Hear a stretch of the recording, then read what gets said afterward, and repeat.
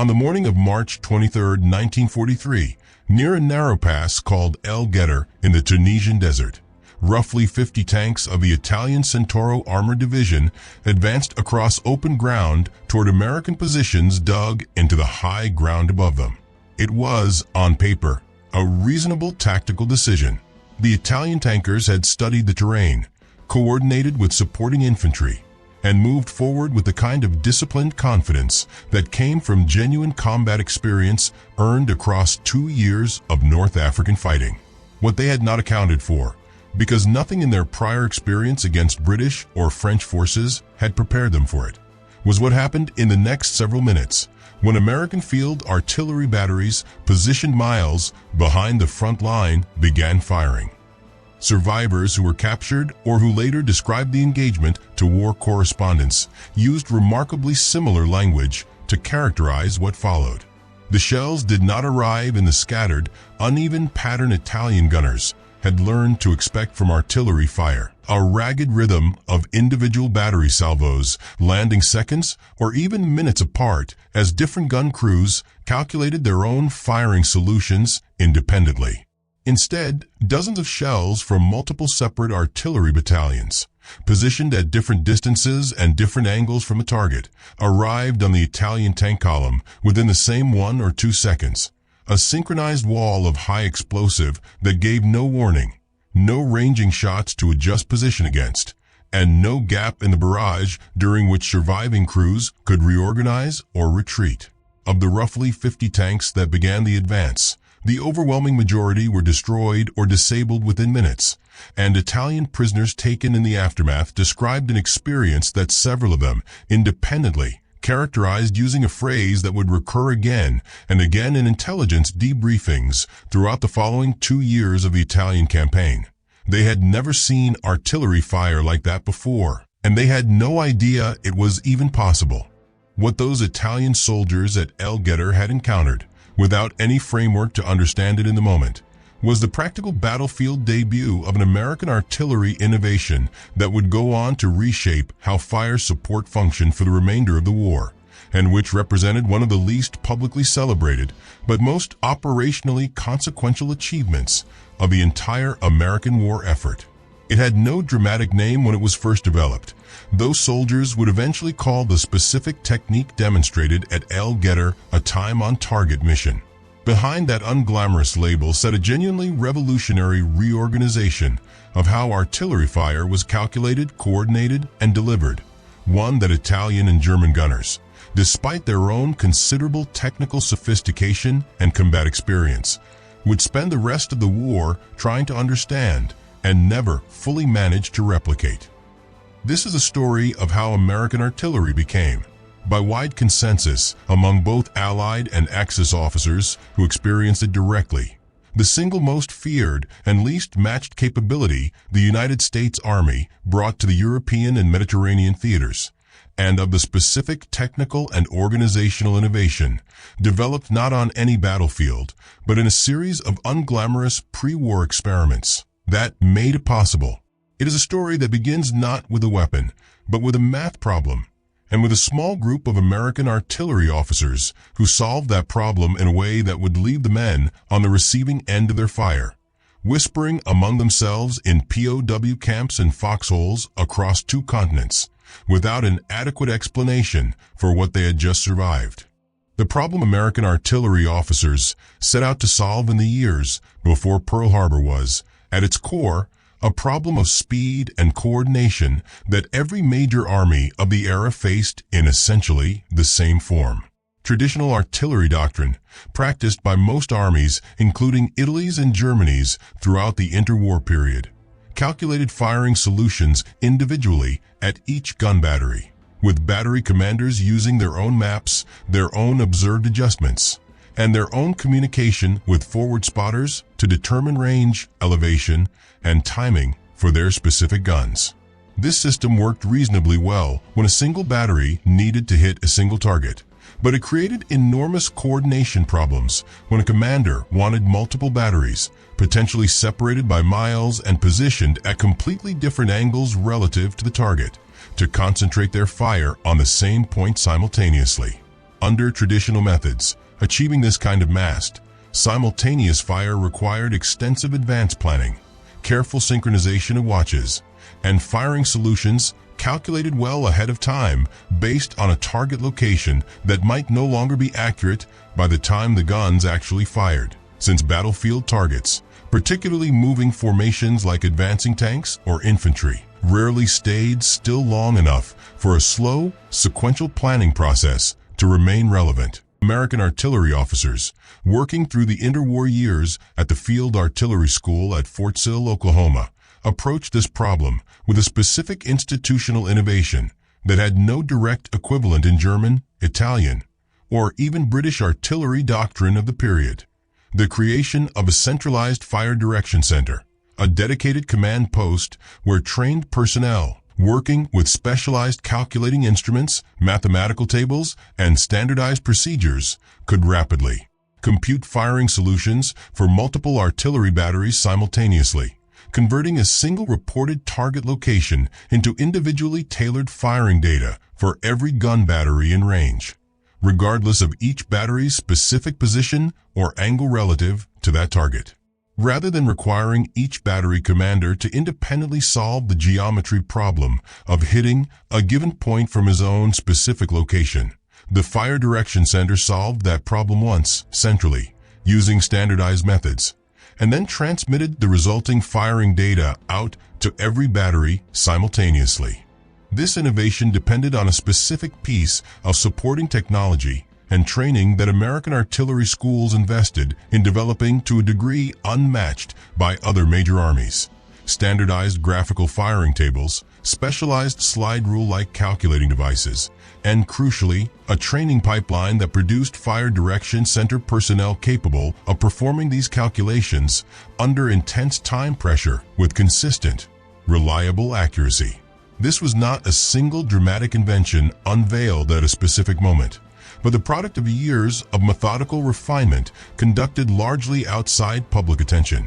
involving officers testing and retesting calculation procedures, developing standardized forms and shorthand notations that reduced the time required to convert a forward observer's reported target coordinates into usable firing data for dozens of individual guns, and drilling artillery units repeatedly until the entire process, from initial target report to synchronized shell impact, could be completed in a matter of minutes rather than the extended planning windows traditional artillery doctrine required.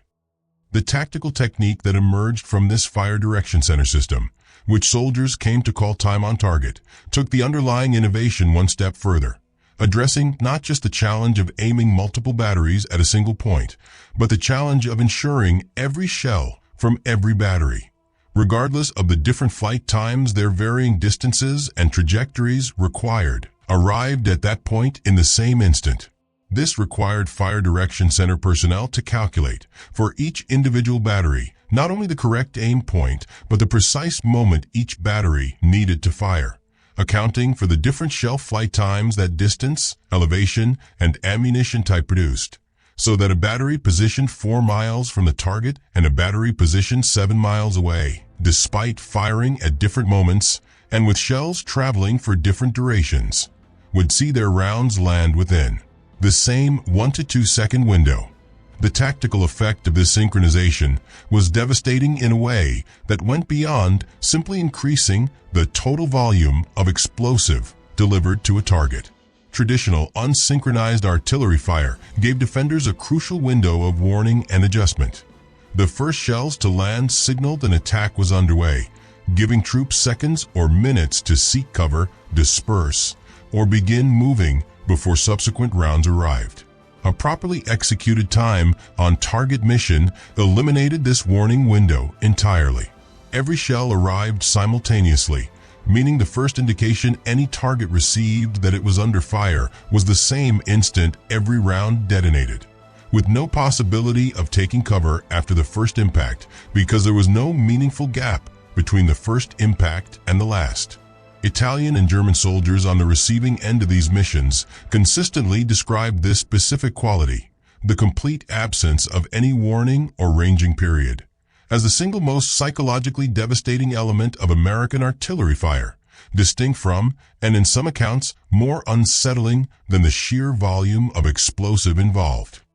This system depended entirely on a supporting network of forward observers and reliable radio communication that reflected the same institutional investment in coordination infrastructure the story has already traced in other contexts. American forward observers, trained and equipped to call in target coordinates and adjust fire using standardized radio procedures, could request and receive a mass time on target strike from multiple battalions within minutes of identifying a target, a response time that depended on functioning radio equipment, standardized communication protocols understood identically across every artillery unit in range, and a fire direction center staffed with personnel capable of processing incoming target data and outgoing firing solutions fast enough to keep pace with a rapidly changing battlefield situation. German and Italian artillery, while often technically excellent in terms of the individual guns and ammunition each side fielded, generally lacked the specific combination of centralized computational capability, standardized cross-unit coordination procedures, and the dense, reliable forward observer and radio network needed to replicate the technique even after Axis officers had directly witnessed its effects and understood, in general terms, what the Americans were doing. To fully appreciate what changed at El Guettar, it helps to understand the specific failure that preceded it roughly 1 month earlier at Kasserine Pass, where American forces experiencing their first major armored engagement against German forces suffered a defeat significant enough that it prompted a substantial reassessment of American combat doctrine across multiple areas, artillery coordination very much included. American artillery support during the fighting at Kasserine Pass in February 1943 suffered from exactly the kind of coordination failures that the Fire Direction Center system had been designed in pre-war testing to solve, but which inexperienced units, thrust into their first sustained combat against a skilled and aggressive German opponent, had not yet fully internalized under actual battlefield conditions. Communication breakdowns between forward observers and artillery batteries, confusion over standardized procedures among units that had trained separately before being combined into ad hoc combat formations, and the general chaos of a rapidly deteriorating tactical situation all contributed to artillery support that arrived late, inaccurately, or not at all during critical moments of the engagement. Failures that stood in stark contrast to the doctrine's theoretical capability as developed at Fort Sill. American commanders and artillery officers who survived Kasserine Pass, rather than abandoning the Fire Direction Center concept in the face of its disappointing initial battlefield performance, instead treated the defeat as a diagnostic opportunity, identifying specific procedural and communication failures that had prevented the system from functioning as designed and implementing corrections in the weeks immediately following the battle. Corrections that included refined radio procedures, additional training emphasis on standardized reporting formats for forward observers, and improved coordination protocols between the multiple artillery battalions that any given fire direction center might need to synchronize. This rapid institutional learning process, converting a significant battlefield failure into specific actionable improvements within a matter of weeks, reflects an important dimension of the broader story. The underlying technical and doctrinal innovation developed at Fort Sill provided the theoretical foundation, but it required this kind of iterative, combat-tested refinement to actually achieve the devastating effectiveness that would characterize American artillery performance for the remainder of the war. The Italian tank column advancing on El Guettar 1 month later was, in effect, facing not the artillery system that had failed at Kasserine Pass, but an improved, combat-refined version of that same underlying concept, tested and corrected under the harshest possible conditions in the intervening weeks. The full engagement at El Guettar, of which the tank column's destruction was only the opening phase, offers a detailed illustration of how this system functioned under actual combat conditions rather than controlled pre-war testing. The battle unfolded as part of a broader Axis counterattack in Tunisia, launched in the aftermath of the German victory at Kasserine Pass roughly a month earlier, an engagement in which American forces had suffered a significant and humiliating defeat that left many Axis commanders, including the Italian officers planning the assault at Guettar, with a reasonably confident assessment of American combat capability based on that recent experience. This context matters considerably to understanding the psychological impact of what followed. The Italian and German forces advancing on Guettar were not facing an unknown, untested opponent, but an American army whose weaknesses they believed they had already identified and could exploit again.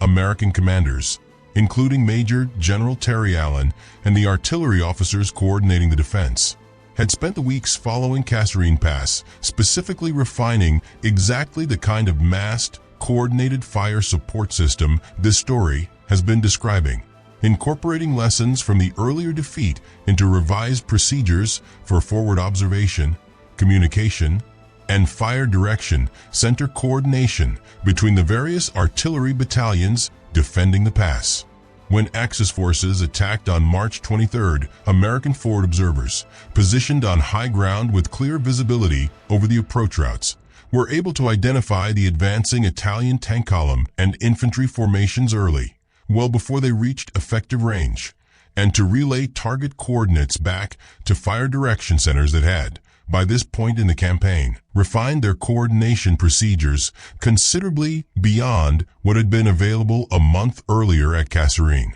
The resulting barrage, delivered by multiple battalions firing in synchronized time on target missions throughout the day, did not merely destroy the initial tank column. It continued through subsequent waves of the Axis attack, breaking up infantry formations attempting to advance in the tank's wake, disrupting supporting units attempting to maneuver into position, and ultimately contributing significantly to a defensive victory that represented one of the first clear American tactical successes of the North African campaign, arriving at a moment when American military credibility, badly damaged by the defeat at Kasserine weeks earlier, badly needed exactly this kind of demonstrated capability. Italian survivors captured in the days following the battle, when interrogated by American intelligence officers, provided accounts that intelligence summaries from the period describe as consistently emphasizing the same specific detail.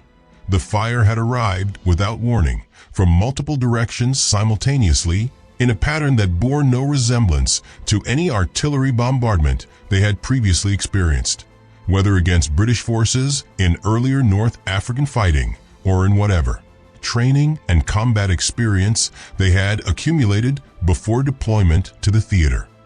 The reputation American artillery earned at Guettar followed the army through the remainder of the North African campaign and into the invasions of Sicily and mainland Italy that followed in 1943, with a specific pattern of Italian and German testimony remaining strikingly consistent across engagements separated by months and hundreds of miles. During the fighting for Sicily in July and August of 1943, German and Italian units defending against the American advance repeatedly reported experiences that mirrored the Guettar accounts, describing American artillery response times to identify targets that seemed, from the receiving end, almost impossibly fast compared to the response times both German and Italian gunners had learned to expect from their own artillery coordination procedures or from the artillery doctrine of other Allied forces they had previously encountered.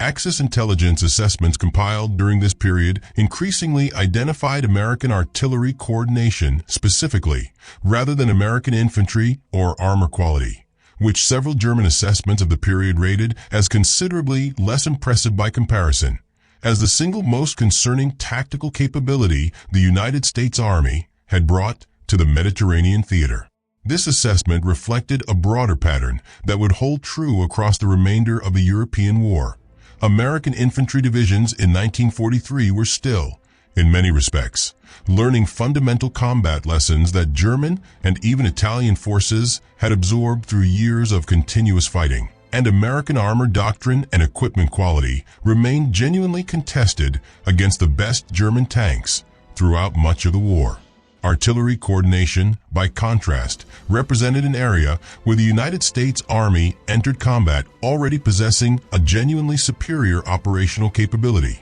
one built through years of careful pre-war institutional investment rather than combat experience accumulated on the battlefield itself.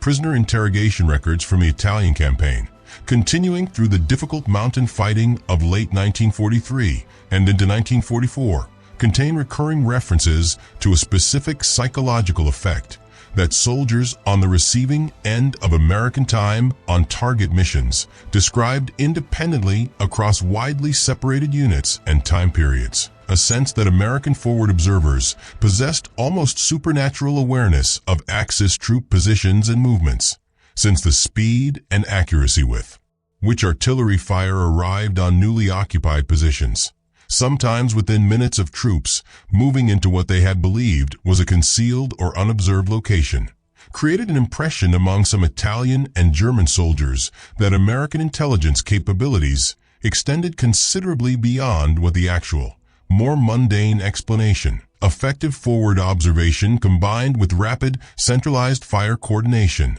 would suggest. This misperception, understandable given how genuinely novel the American system's speed and precision appeared from the perspective of soldiers whose own artillery doctrine offered no comparable capability, contributed to a broader psychological toll that several post-war analyses of Axis troop morale in the Italian campaign specifically identify as a meaningful factor in declining combat effectiveness among units repeatedly subjected to this kind of fire.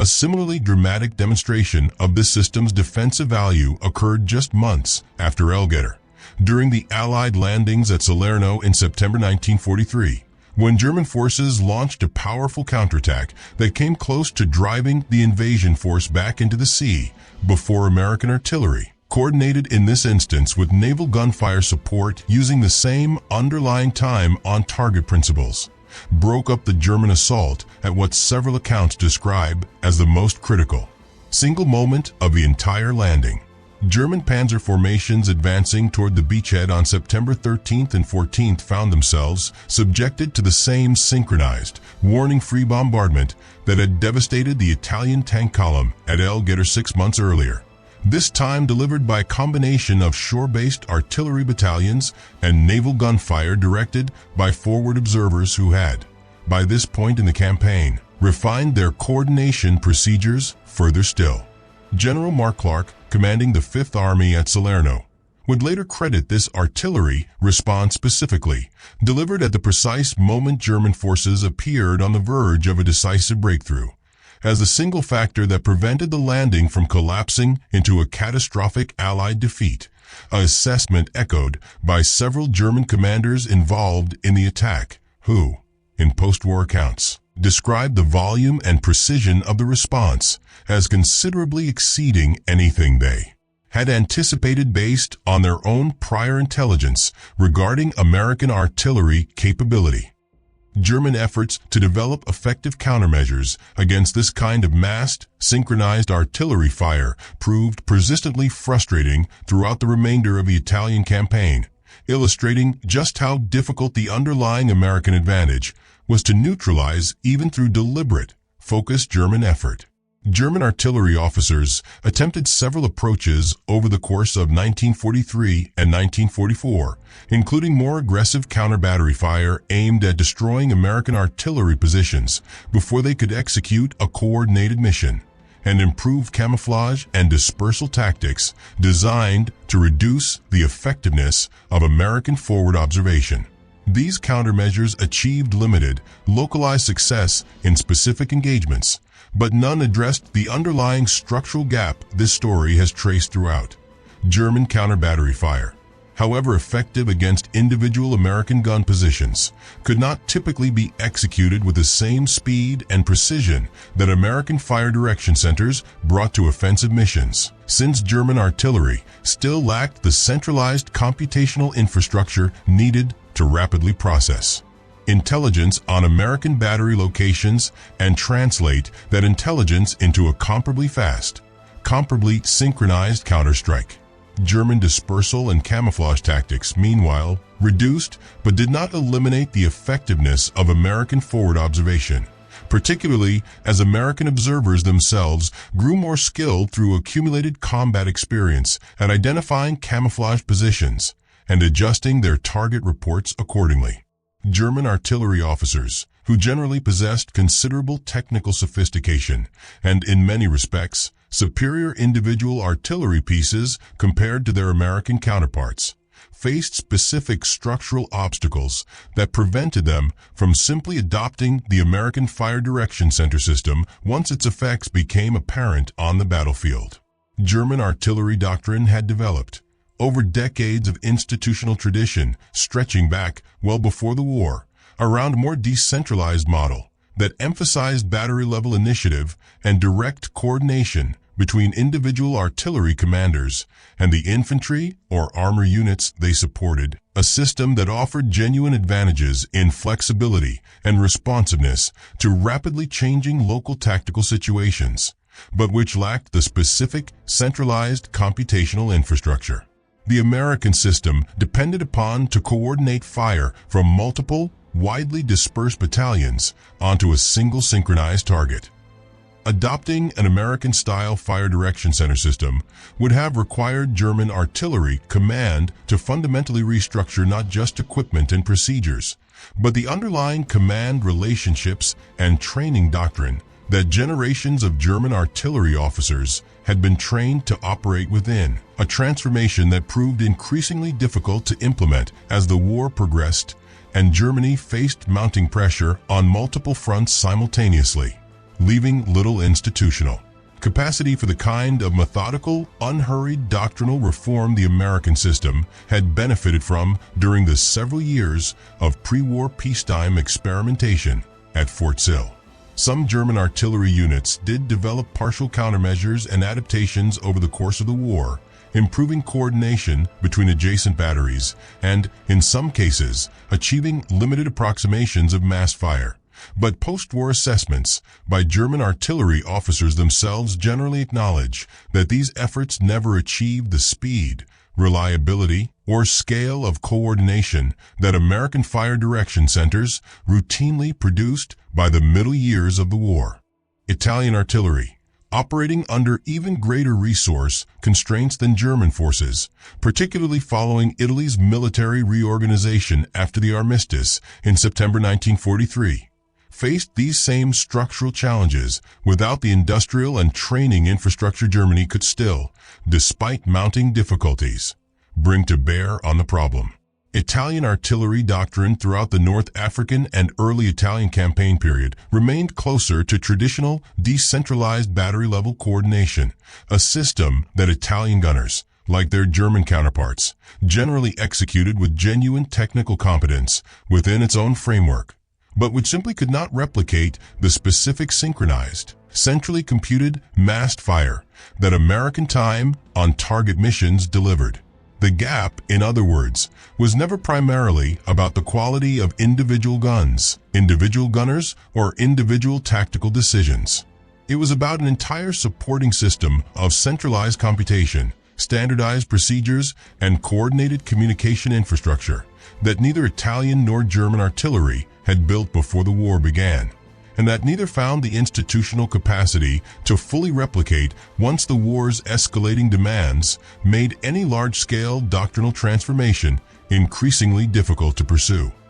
The Anzio beachhead, established in January 1944 and held under sustained German counterattack for nearly 4 months before Allied forces finally broke out toward Rome, provided perhaps the clearest sustained demonstration of what this artillery system could accomplish when American forces found themselves in a genuinely desperate defensive position, one where artillery support represented, for extended periods, the primary factor separating the beachhead from being overrun entirely. German forces attacking the confined Anzio perimeter faced American artillery coordination that had, by this point in the war, been further refined through nearly a year of continuous combat experience since Guettar, with fire direction centers now capable of massing fire from an even larger number of battalions with greater speed and precision than the system had achieved in its earlier deployments in Tunisia and Sicily.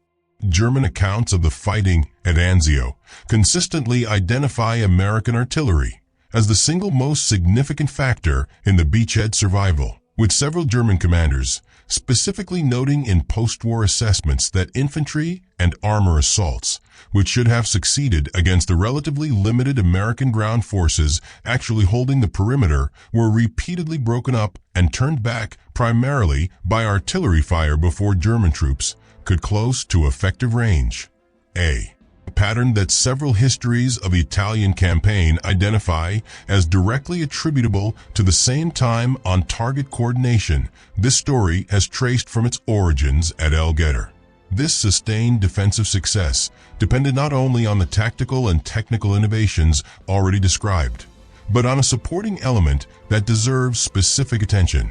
the sheer industrial capacity of American ammunition production, which allowed artillery units to sustain the kind of massed, repeated firing that time-on-target missions required without the ammunition shortages that constrained German and Italian artillery throughout much of the war, particularly as Allied strategic bombing and the loss of occupied territories increasingly disrupted Axis supply chains in the war's final 2 years.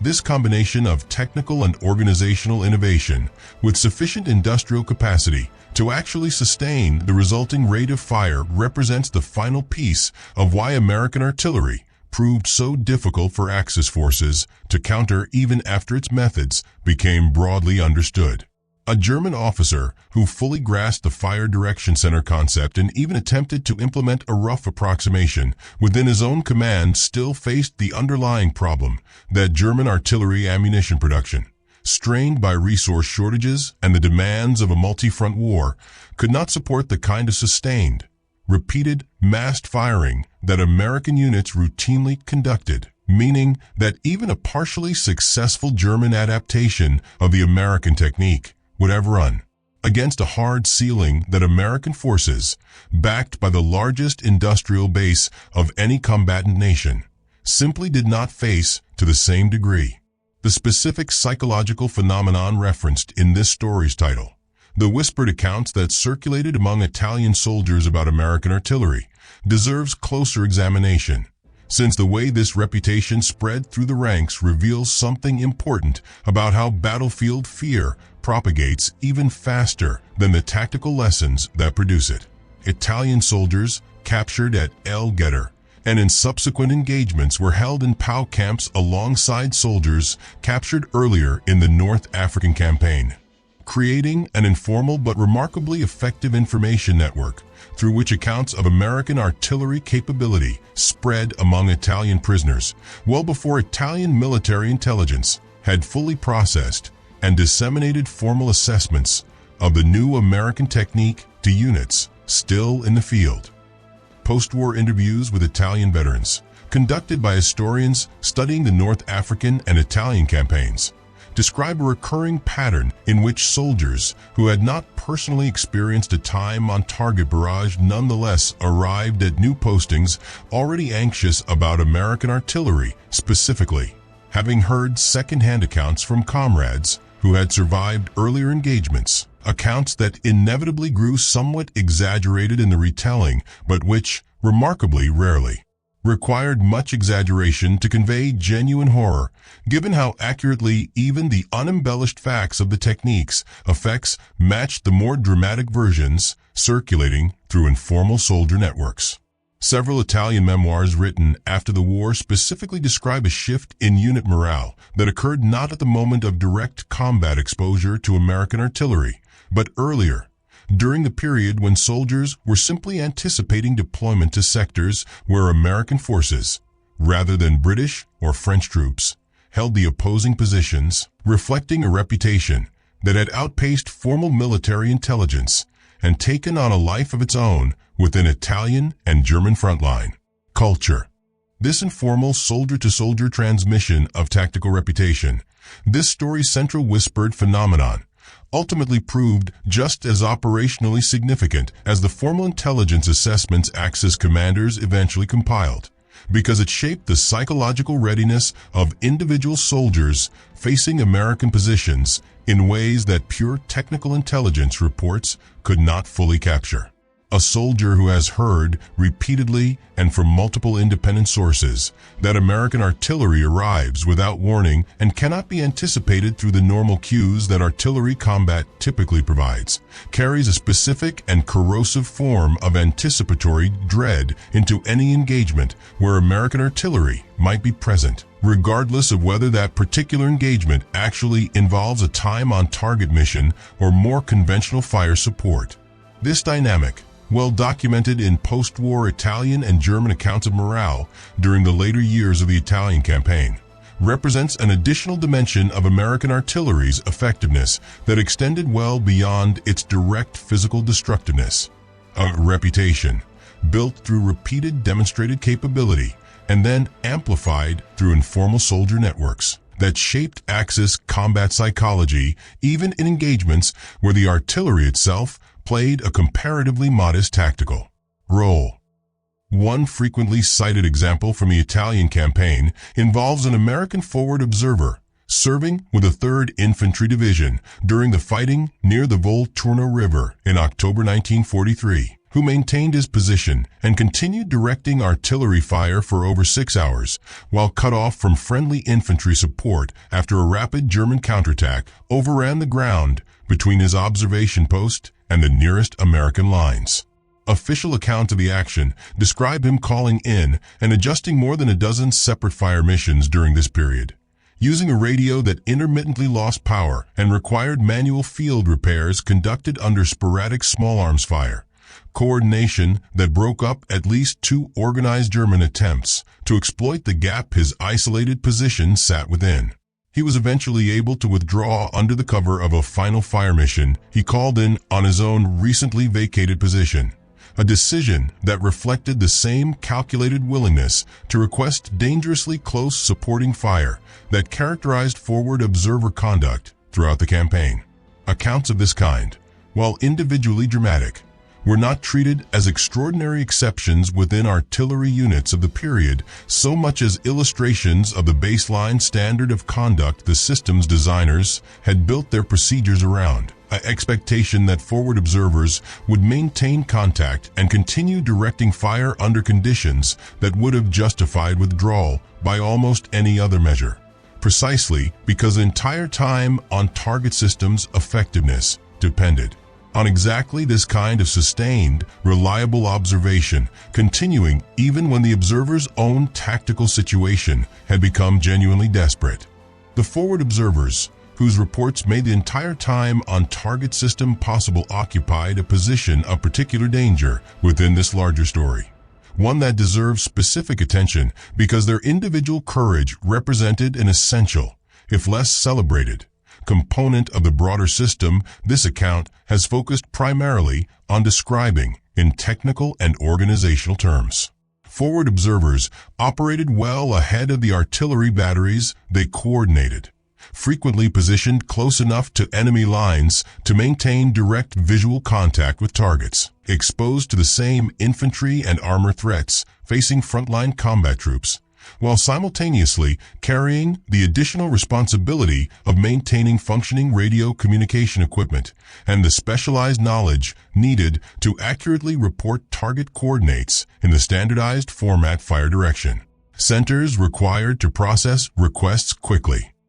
Several documented cases from the Italian campaign describe forward observers continuing to call in artillery corrections even as their own positions came under direct enemy fire, including instances where observers requested fire missions that would land dangerously close to, or, in a small number of extreme cases, directly upon their own positions, judging that the tactical benefit of breaking up an overwhelming enemy assault outweighed the personal risk involved, a category of decision that reflects the same institutional culture of trust and standardized procedure this system depended upon at every level. Since a forward observer's willingness to make this kind of request depended entirely on his confidence that the Fire Direction Center, receiving his coordinates, would execute the mission with the precision and reliability the entire system had been built to guarantee. This individual courage, replicated across hundreds of forward observers serving throughout the Mediterranean and later European theaters, represented the essential human component connecting the technical innovation of centralized fire computation to its actual battlefield execution. A reminder that even the most sophisticated organizational and technical system this story has described ultimately depended on individual soldiers willing to remain in exposed, dangerous positions specifically. Because their presence there was what made the entire system function.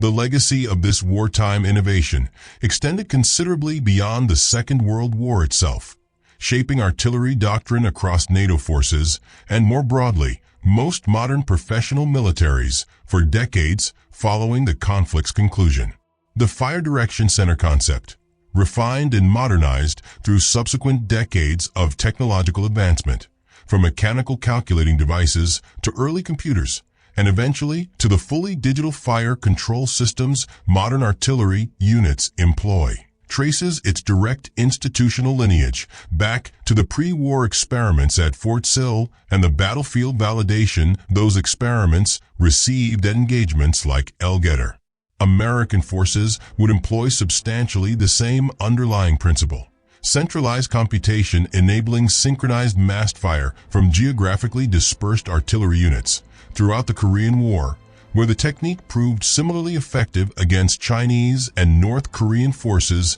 facing American artillery for the first time, and through subsequent conflicts extending into the modern era, a testament to just how fundamentally sound the underlying organizational insight developed in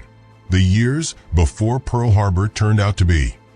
German assessments of American combat capability compiled during and after the war, including analyses conducted by former Wehrmacht officers who were later consulted by American military historians documenting the conflict, consistently single out artillery coordination as the specific area where American forces demonstrated capability that German officers rated as equal to or exceeding anything German artillery doctrine had developed. A striking assessment given how thoroughly German military planning of the era generally regarded German artillery, along with German armor, as areas of genuine technical and doctrinal excellence relative to other combatant nations. General Fridolin von Senger UND Etterlin, who commanded German forces during significant portions of the Italian campaign, including the defense of Monte Cassino, wrote in post-war analyses that American artillery represented, in his professional assessment,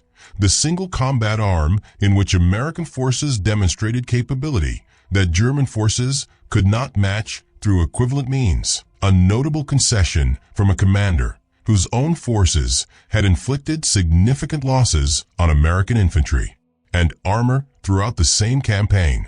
This kind of assessment echoed across multiple German officers, post-war writings, and formal debriefings conducted by Allied historical teams in the years immediately following the war, reflects a broader pattern worth emphasizing as this story approaches its conclusion. American military effectiveness in the Second World War is sometimes popularly remembered primarily in terms of industrial output, overwhelming numbers, and material abundance, rather than genuine tactical or doctrinal sophistication, a framing that captures real and important truths about how the war was ultimately won, but which obscures the specific areas, artillery coordination chief among them, where American forces entered combat already possessing capability that reflected years of careful, methodical pre-war institutional development rather than simply superior industrial capacity applied to conventional methods. The Fire Direction Center system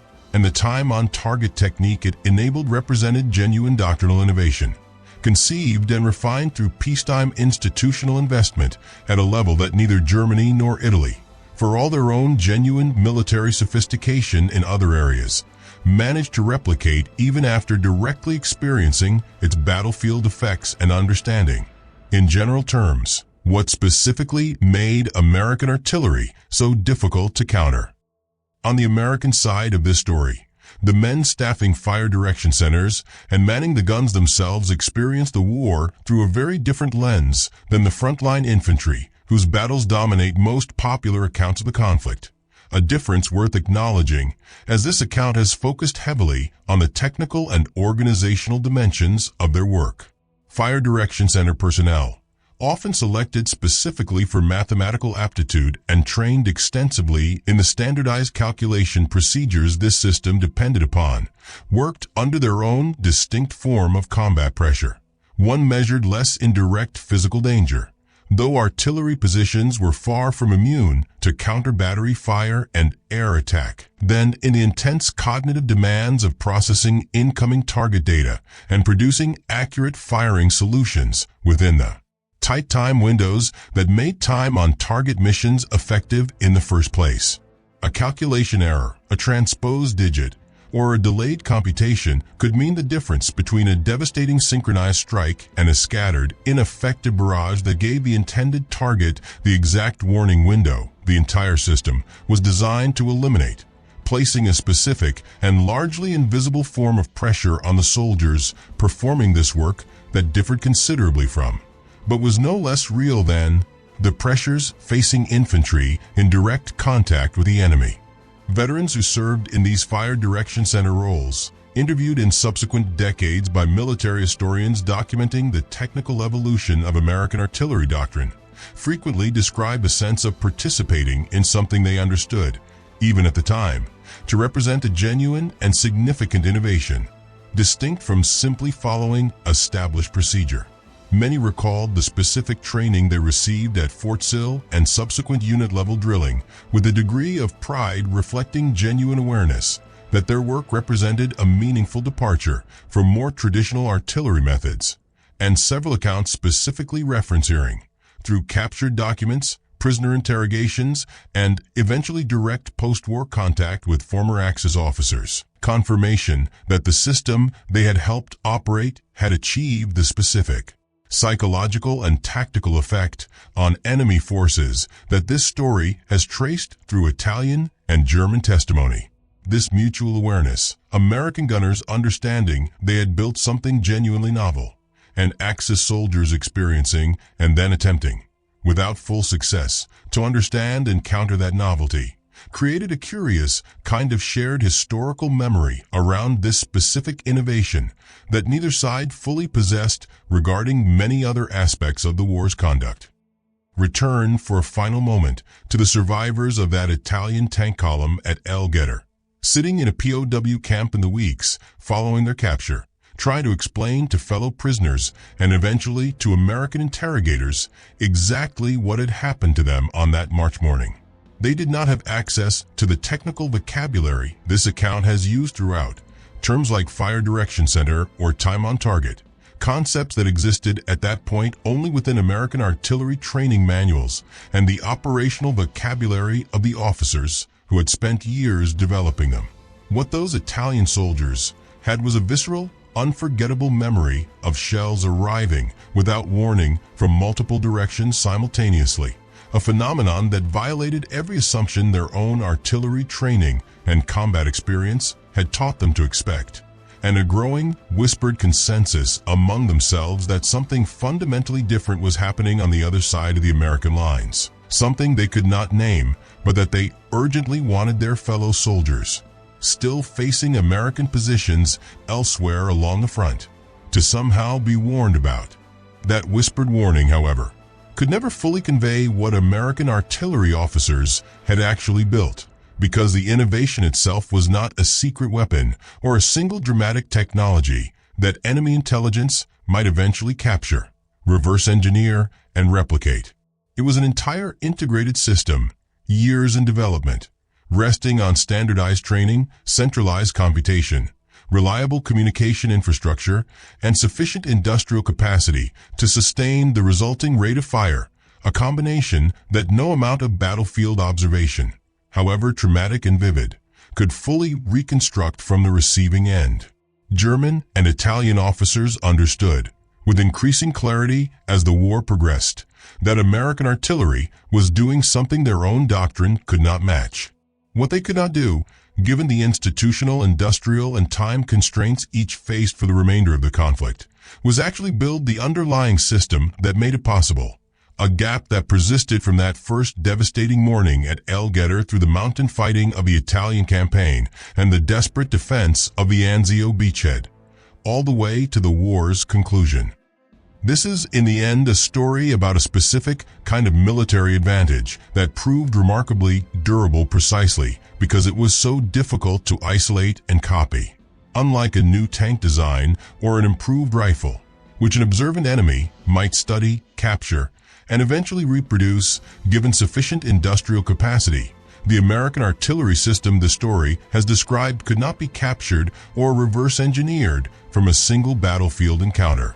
however devastating. It had to be built methodically over years by officers willing to invest peacetime resources into solving a math and coordination problem that offered no immediate glory and attracted little public attention, long before any shell was ever fired in anger. The Italian soldiers who survived El Guettar carried home a story about American artillery that would circulate through whispered accounts for the remainder of the war. A story about something they had witnessed but never fully understood, and which their own army, for all its genuine courage and technical competence in other respects, never found a way to answer in kind.